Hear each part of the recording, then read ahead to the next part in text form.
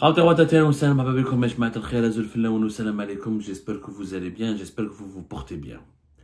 Vous avez été hier très nombreux et nombreux à suivre notre coup de gueule concernant les propos inqualifiables, les propos d'une médiocrité inqualifiable, d'une bêtise inouïe du ministre de la Communication, Mohamed Mziane, qui avait animé hier, le 11 février 2025, une conférence lors d'une journée qui a été organisée à la faculté des sciences de l'information à l'université d'Alger 3, en faisant des affirmations et des annonces farfelues, mais totalement farfelues.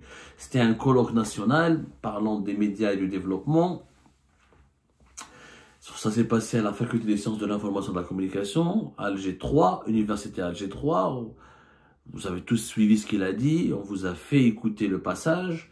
9000 journalistes sont mobilisés dans le monde pour salir l'Algérie. Et vous avez été très nombreux et nombreux à dénoncer, à partager notre coup de gueule au regard de la médiocrité, encore une fois, et de la bêtise de ces théories complotistes qui ne font rire personne. À un moment donné, oui, tu peux quand tu veux faire de la propagande, il faut faire de la propagande de façon intelligente, de façon intelligible, de façon plausible. Au moins, quand tu essaies de mentir, tu essaies de bien mentir. Mais mentir de façon aussi outrancière, aussi idiote, et insulter l'intelligence des Algériens et des Algériens et du monde entier, et faire croire que l'Algérie est victime d'un complot médiatique mondial. Ce n'est plus le Maroc ou la France ou là maintenant, c'est des journalistes du monde entier. Il y en a 9000 répartis à travers le monde. Je sais même pas comment on les a calculés, comment on les a identifiés, mais passons, vous avez été choqués, indignés comme nous. Le problème, c'est que monsieur, hier plutôt, pardonnez-moi, je perds un peu mon latin, Mohamed Mziane ne s'est pas contenté de jouer aux propagandistes de dimanche ou aux apprentis sorciers en termes de propagande. Il ne s'est pas contenté de dire des conneries sur la propagande médiatique. Il s'est même permis de leur donner des leçons d'économiste. Puisqu'hier, pendant son intervention, il a voulu donc faire un peu de chita pour Abdelmajid Tebboune, il a voulu donc faire des éloges à Abdelmajid Tebboune, et comme il n'est pas compétent sur Mohamed Mziane, comme il est catastrophiquement incompétent, et il s'est saisi de certains sujets économiques qui dépassent largement ses connaissances, où il a dit un tissu de conneries et une tissu de bêtises. Je me demande comment après cela, on peut le maintenir encore ministre. Il a parlé du fameux projet du train Alger-Tamanrasset. Alors, le gouvernement algérien est en train de rêver en ce moment. Il veut faire croire aux Algériennes et aux Algériens que l'Algérie va pouvoir faire Alger-Tamanrasset, une ligne ferroviaire, un train qui va parcourir plus de 2000 km, presque 2100 km. Après le fameux train Béchar Tindouf de 950 km, dont on ne sait même pas qu'il va voir le jour, qui va nous coûter plus de 3 milliards et demi de dollars, presque 4 milliards de dollars. Et encore, la facture ne sera pas, on n'est même pas sûr du montant final au regard des ouvrages d'art et des travaux qui seront nécessaires pour construire ce train. Maintenant, le gouvernement algérien essayer de faire croire à sa population qu'il peut faire que l'Algérie a tout intérêt, ou elle va se doter d'un train de 2039 km, presque 2100 km, qui va traverser 10 wilayas pour relier Alger à Tamanrasset, la capitale Alger à Tamanrasset. Bon. Ou monsieur le ministre Mohamed Mziane, qui n'est pas ministre des Transports, qui n'est pas ministre des Travaux Publics, qui n'est pas économiste, qui n'a rien à voir avec le raisonnement économique, a essayé de défendre ce projet avec des arguments d'une débilité extraordinaire. Alors qu'est-ce qu'il a dit? Il a dit qu'il vaut mieux prendre le train que de prendre un bus ou un camion, puisqu'au bout de la route, les roues seront abîmées. Je sais pas. Il a utilisé cette métaphore.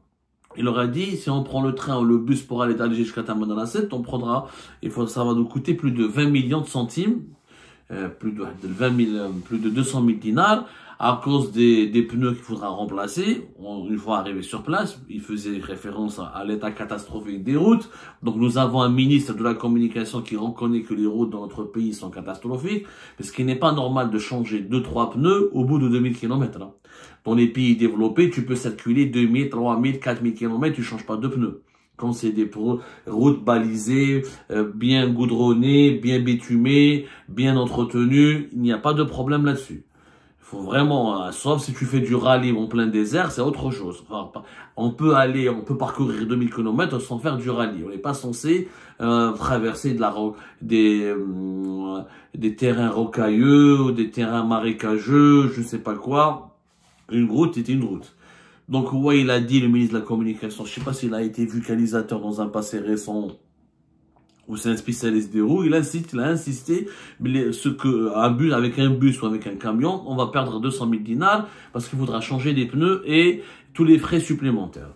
Donc, il vaut mieux prendre ce train qui sera agréable, qui sera confortable et qui sera rentable. Comment il sera rentable? Il a dit qu'il y aura des ports secs au Mali et au Niger. Alors, le ministre de la Communication algérien n'a rien compris que s'il y a des ports secs au Mali et au Niger, ce sera le Mali et le Niger qui devront les réaliser. Pourquoi l'Algérie irait faire des ports secs au Mali et au Niger? Peut-être qu'il voulait faire croire, là il voulait nous faire dire qu'il y aura des ports secs à la frontière du Mali et à la frontière du Niger. Oui, mais pour faire quoi? La coopération économique et les échanges économiques entre le Mali et l'Algérie et le Niger ne dépassent même pas 1 milliard. Donc je sais même pas si je sais même pas si ça dépasse 100 millions de dollars. Je sais même pas 1 milliard. Ne dépasse même pas les 100 millions de dollars. Est-ce que ça atteint les 100 millions de dollars? Même pas. En quoi ce train qui va nous coûter extrêmement cher nous sera rentable? Non. Au regard de l'argumentaire et de la prestation catastrophique de ce ministre, chaotique, un ministre qui ne maîtrise rien, qui a donc selon lui, juste parce que on finit par changer 2-3 pneus de son véhicule, l'État donc doit faire un train de plus de 2000 km pour éviter à ses citoyens de changer 2-3 pneus à leur arrivée à Tamanrasset s'il démarre à Alger. Bon. Moi, je dis au gouvernement algérien, arrêtez de vendre des utopies au peuple. Le train Alger-Tamanrasset va nous coûter extrêmement cher. Il ne va jamais être réalisé, vous allez voir. Pour une raison simple. Un train, c'est quoi? Le train coûte très cher dans tous les pays du monde. Et ce sont uniquement les pays riches et les pays puissants qui ont des réseaux ferroviaires développés. Notamment le TGV ou le LGV, les lignes de grande vitesse, ou les TGV, les trains à grande vitesse. Les trains à grande vitesse, ça commence à partir, c'est des critères. En classe principalement, parce que réaliser une ligne ferroviaire ou un réseau ferroviaire pour des trains à une vitesse moyenne, ça n'a rien à voir quand on doit construire un réseau ferroviaire et une voie ferrée pour un train à grande vitesse. Les trains à grande vitesse, les TGV, c'est à partir de 200 km/h. La moyenne mondiale, la norme mondiale, 220-230 km/h. Les trains les lignes de grande vitesse, c'est au-delà de 150, 160 jusqu'à 180 km/h. Donc, le coût de réalisation des trains est extrêmement cher. C'est pour ça que il n'y a que dans les pays très avancés, la Chine, les États-Unis, la France, l'Espagne, l'Allemagne, la Suisse, etc., ou les pays riches comme les Émirats, l'Arabie Saoudite, qui essaient de réaliser des grands projets dans le train. Parce que ça demande beaucoup d'argent. Pourquoi? Parce que il faut d'abord construire, il faut des travaux de génie civil, il faut des remblais, des ponts, des tunnels, des traversées routières, la préparation d'une plateforme, aux caractéristiques ferroviaires, il faut des rails, il faut une foule d'accessoires, il y a un certain nombre d'équipements, des outillages, des machines spécialisées, du personnel spécialisé. C'est des travaux de terrain, c'est des travaux de sol. Il faut occuper le sol, il faut savoir comment occuper le sol. Donc le train, il est extrêmement cher. Cette ligne, par exemple, Alger-Tamanrasset, elle doit passer par le nord pour aller vers le sud. Donc faire un train dans le désert, c'est encore plus cher que sur un terrain normal. En plus, avant même d'arriver vers le désert, nous avons un gros problème au niveau du tracé de ce train parce qu'il doit passer par Blida et Mdia notamment et Bouguezoul notamment. Alors la partie qui relie Blida à Bouguezoul, la nouvelle ville de Bouguezoul, est considérée par les experts du transport ferroviaire en Algérie comme la plus difficile parce qu'il faudra traverser les gorges de la Chifa. Et là, c'est une région montagneuse, donc il faudra construire pas mal de tunnels et faire beaucoup de travaux pour ensuite pouvoir permettre à ce train de circuler. Donc, pour venir depuis Alger vers Tamanrasset, c'est un investissement monstrueux que nous avons estimé selon plusieurs investigations que nous avons menées auprès d'experts attitrés et connus de ce domaine à plus de 10 milliards d'euros. Plus de 11 milliards de dollars, ce train va nous coûter 11 milliards de dollars. Ce n'est pas n'importe quoi. Et encore, ça dépend si on veut du TGV ou une ligne à grande vitesse. Nous n'avons pas de TGV en Algérie. Même les lignes de grande vitesse, on n'en a pas beaucoup. C'est rare où le train dépasse les 150 km/h à Alger, entre Alger et Oran, par exemple. C'est possible, mais c'est rare. Généralement, c'est 130, 120 km/h. Oui, donc, c'est extrêmement coûteux. Ça va nous coûter 11 milliards de dollars. Pourquoi? Parce qu'encore une fois, il faut beaucoup de travaux, beaucoup de génie civil. Et le train, il est cher, Yajma. Le train, il est cher. Ça coûte très, très cher. Il faut savoir que dans les pays européens, il y a des études qui ont été réalisées. Des études assez poussées. On estime, par exemple, que pour 1 km de TGV, il faut 15 millions, environ 15 millions d'euros. Dans un pays comme la France ou l'Allemagne, etc. Pour 1 km de train normal, pas à grande vitesse, un train régional n'est pas à grande vitesse, c'est à peu près dans les 1 à 2 millions d'euros, ce qui n'est pas n'importe quoi. Multipliez ça par 2000 km. Vous allez voir, si on réalise un train moderne, selon les normes européennes par exemple, la facture va coûter encore plus de 20 milliards d'euros. C'est énorme, c'est énormément d'argent. Il faut savoir que c'est vraiment énormément d'argent et c'est pas n'importe quoi. C'est l'entretien du réseau ferroviaire. Par an, c'est déjà entre 5 et ça va nous coûter minimum entre 2 à 3 milliards d'euros juste l'entretien du réseau. Donc, ce n'est pas n'importe quoi. Avant de se lancer dans les promesses faites à la population, avant de faire croire à la population tout et n'importe quoi, il faut mesurer ses propos et les confronter à la réalité. Il faut surtout pas oublier que les Algériens vont vérifier après. Est-ce qu'on est prêt à financer à 15-20 milliards de dollars un train dans Alger selon les normes européennes? C'est pas possible. Selon les normes minimalistes, même si on estime que le coût de l'énergie, l'énergie pas chère, et que la main-d'œuvre, on ne sait pas si c'est la main-d'œuvre, parce que généralement, ce sont des entreprises étrangères à qui on va leur confier la réalisation de ce train. Même si c'est la main-d'œuvre, elle est purement locale, et même si les matériaux, la matière première, les machines, le génie civil, il y aura énormément de composants et de produits qui sont importés. Les rames, on fabrique pas les rames. Quel type de rames on veut faire? Ça va nous coûter au bas mot, 10 à 11 milliards d'euros. Entre 10 à 11 milliards d'euros ou 10 milliards d'euros et quelques 11 milliards de dollars. C'est énormément d'argent. C'est énormément d'argent. Et la facture sera à 80% en devise. Parce que importation des rames, importation des équipements, des études, de la faisabilité, des matières premières, d'énormément des outils, d'accessoires. Donc, entre 70 à 80% de ce projet, ça va être en devise. Alors, est-ce que maintenant, c'est rentable? D'autres pays, il faut se poser la question suivante. Quand on va voir tous les projets qui ont été faits, déjà, là, un pays, par exemple, africain, un pays arabe qui s'appelle l'Égypte. L'Égypte, ils ont un gros projet qui a été confié à Siemens. Ils l'ont annoncé en 2022. Et l'Égypte va dépenser 8 milliards d'euros pour construire un réseau à grande vitesse. Et c'est les Allemands de Siemens qui vont le faire. Et ce sera un réseau de 2000 km de voies ferrées. 2000 km de voies ferrées. Sauf que c'est un réseau circulaire. C'est-à-dire qu'il va relier, il va tourner comme ça, du Caire, Alexandrie, etc., des villes du nord jusqu'aux villes du sud. Mais c'est 8 milliards d'euros. 8 milliards d'euros avec une première ligne, rien que la première ligne qui a été signée le 1er septembre 2021, pour une ligne de 660 km ce qui s'appellera le canal Suez sur les rails. Elle va relier les villes portuaires d'Ain Soukhna sur la mer Rouge à Marsa Matrouh et Alexandria. Ça va coûter 2,7 milliards d'euros. C'est beaucoup d'argent. C'est énormément d'argent. 8 milliards. Mais l'Égypte, elle est endettée, elle s'endette pour financer ce projet. Et en Égypte, le train est important. Ils disent là, l'Algérie, c'est beaucoup plus grand que l'Égypte. Et l'Égypte, c'est un pays qui est extrêmement peuplé. L'Égypte, c'est maintenant plus de 120 millions d'habitants. Donc, les Égyptiens, ils ont fait un calcul, ils ont fait une étude. Ils vont dépenser 8 milliards et quelques d'euros pour un réseau ferroviaire et un train à grande vitesse sur une distance de 2000 km. Mais il va y avoir 500 millions de trajets par an. Plus une liaison de fret, de transport de voyageurs. Donc, ils ont dit que ce sera rentable. Nous sommes un grand pays. Les Égyptiens, ils ont un pouvoir d'achat très faible. Nous sommes un pays extrêmement peuplé. Encore une fois, il nous faudra donc Les 8 milliards, il est possible de le rentabiliser parce que les Égyptiens, au lieu, ne peuvent pas, tous les Égyptiens ne peuvent pas acheter une voiture, etc. Et comme il y a comme il y a, voilà, 112 millions, 115, l'Égypte dépassera les 120 millions d'ici 2027, 2028 maximum. Voilà. Donc, comme la croissance démographique est importante, les autorités égyptiennes ont dit le train est incontournable. En plus, il y a du tourisme, il y a une économie dynamique en Égypte, notamment destinée vers des exportations diversifiées. Ils ont fait une étude préalable. Est-ce que le gouvernement algérien a fait une étude préalable pour savoir si le train sera rentable? Il faut savoir qu'à Tamanrasset, il y a 200 000 habitants et quelques dans toute la wilaya. La ville de Tamanrasset, c'est 150 000 habitants.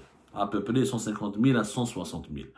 Est-ce que combien de trajets, combien de voyageurs pourront nous transporter sur ce train qui va nous coûter plus de 10 milliards d'euros? Combien d'Algériens font le déplacement du nord jusqu'à l'extrême sud et combien des gens de l'extrême sud vont faire le déplacement jusqu'à l'extrême nord? Aucune. On n'a aucune étude. Aucune.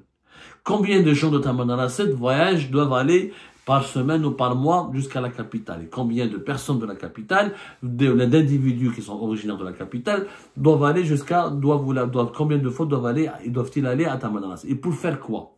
À Tamanrasset, il y a quoi? Il y a du tourisme. Il y a du tourisme. Les frontières algériennes du Niger et du Mali dont parle monsieur le ministre sont très très loin. Très très loin. Il faudra encore une centaine de kilomètres pour aller à la frontière malienne ou à la frontière du Niger. C'est encore plus loin. Donc on arrête voilà, c'est 400, 450 kilomètres, 500, c'est des longues distances. Donc c'est pas en arrivant à Tamanrasset qu'on pourra transporter des marchandises jusqu'au Mali, jusqu'au Niger. Donc il faudra faire un train de presque 3000 kilomètres. Il faut aller jusqu'à Ingzem ou Tizawatin. Ça va être encore plus cher et plus compliqué. En réalité, il n'y a aucune justification économique pour ce projet. Il n'y a aucune preuve de rentabilité parce que,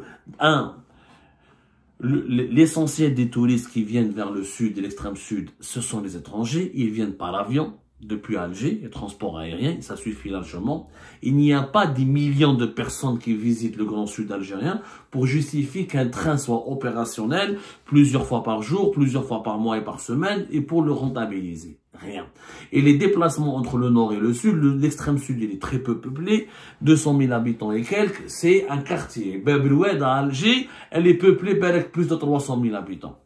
Donc, un quartier à Alger, ou là, une commune à Alger, elle est plus peuplée que toute la wilaya de Tamanrasset. Donc, est-ce que ce train est justifié? Pas du tout. En réalité, le transport aérien suffit largement pour desservir le Grand Sud. Il faut juste arrêter de confier le monopole à Algérie. Si on avait des compagnies privées low cost, locales et d'autres compagnies privées, si on multipliait les choix du pays, si on a laissé le privé travailler sur les lignes internes, on peut établir 2, 3, 4, 5 vols par jour, pas uniquement ceux d'Algérie, entre Alger et Tamanrasset, Oran, Tamanrasset, Constantinople, et ça suffit largement. Au regard du nombre de la population locale, au regard de la nature des activités économiques, essentiellement du tourisme, il n'y a pas d'industrie, très très peu d'agriculture. À Tamanrasset, les avions, le transport aérien, ça suffit largement. Le transport aérien est toujours moins cher que le train. Pour une raison simple, parce que le transport aérien, il a besoin de quoi? D'un aéroport et des avions. T'as pas besoin de construire des rails, des clôtures, des passages à niveau, des ponts, des tunnels, des nouvelles gares. Un aéroport, ça suffit. Deux aéroports, celui d'Alger qui existe, et moderniser celui de Tamanrasset. Il faut juste développer le transport aérien s'il y avait de la concurrence, si on a laissé le privé investir dans le transport aérien, on aurait eu une offre concurrentielle avec des billets d'avion abordables et on peut faire par exemple entre 3000 et 2000 dinars un voyage avec des avions charter ou des avions en faisant du low cost depuis Alger et Tamanrasset. Et ça, on peut démultiplier ce modèle à toutes les grandes villes du sud qui sont essentiellement Tamanrasset, Adrar et Janet. Ça suffit. Pas besoin au Tindouf. On peut inclure Tindouf aussi, en l'occurrence. On n'a pas du tout besoin de développer un train. Au regard de la composition démographique de on n'est pas comme l'Égypte. On a un vaste territoire qui n'est pas peuplé. On est un pays, une démographie de même pas 50 millions d'habitants. Les Égyptiens sont presque 120 millions d'habitants plus tard avec un pays, avec géographiquement un pays beaucoup moins vaste que l'Algérie. c'est pas du tout utile. Les Émirats Arabes Unis sont en train de développer un projet, aussi réseau ferroviaire, ça leur a coûté une dizaine de milliards de dollars. Un train qui doit connecter, qui doit traverser tous les Émirats, pour connecter tous les Émirats Arabes Unis. C'est extrêmement cher. L'Arabie Saoudite, elle est en train de travailler sur un projet extrêmement ambitieux, un TGV pour faire la Médine al-Munawwara Mecca, sur une distance de 750 km, ça va leur coûter 7 milliards d'euros. Parce que, et la nature du paysage et la nature de la topographie des lieux en Arabie Saoudite ressemble beaucoup à la topographie du désert algérien, ce train qui va relier Alger et Taman al-Assad. Donc réellement, ce train, c'est un projet énormément cher, extrêmement cher. C'est un luxe que l'Algérie ne peut pas se permettre. Parce que le jour où on sera riche, on aura un PIB de 500, 600, 700 milliards de dollars, on aura une industrie florissante, et des exportations diversifiées, un secteur des services bien développé, on sera des régions, le sud sera bien peuplé. Ce jour-là, oui, ça sera justifié. Mais ce n'est pas le cas. On n'a ni l'argent, on ne saura jamais le rentabiliser ce projet. Il ne verra pas le jour d'ailleurs. Vous allez voir, après le départ de Tebboune, ces projets vont mourir. Parce qu'aucun gouvernement qui va succéder à plus tard ne pourra les relancer ou les entretenir. Ça coûtera trop cher. L'intelligence voudrait, au lieu d'investir sur un train Alger-Taman al-Assad, et de lancer des grands trains, des trains à grande vitesse entre les grandes villes du nord qui sont très peuplées, comme Alger-Constantine, Alger-Oran, Alger-Annaba, Alger-Bjaya, Alger Shlefoula Mostaganem, Alger Tizi Ouzou. C'est là où il faut développer le ferroviaire, au niveau des grandes villes du nord qui sont extrêmement peuplées. Mais il faut faire du TGV. Le TGV au nord du pays, c'est entre 5 et 6 milliards de dollars minimum pour 2 ou 3 lignes. Donc, au lieu d'investir plus de 10 milliards d'euros pour un train qui ne sera jamais rentable, il faudra arrêter les conneries. Et franchement, ce n'est pas à Mohamed Mziane de démontrer la rentabilité d'un projet dont il ne maîtrise ni les tenants ni les aboutissants. Surtout au regard de son niveau intellectuel extrêmement faible, il aurait dû fermer sa gueule et ne pas parler de ce sujet qui le dépasse.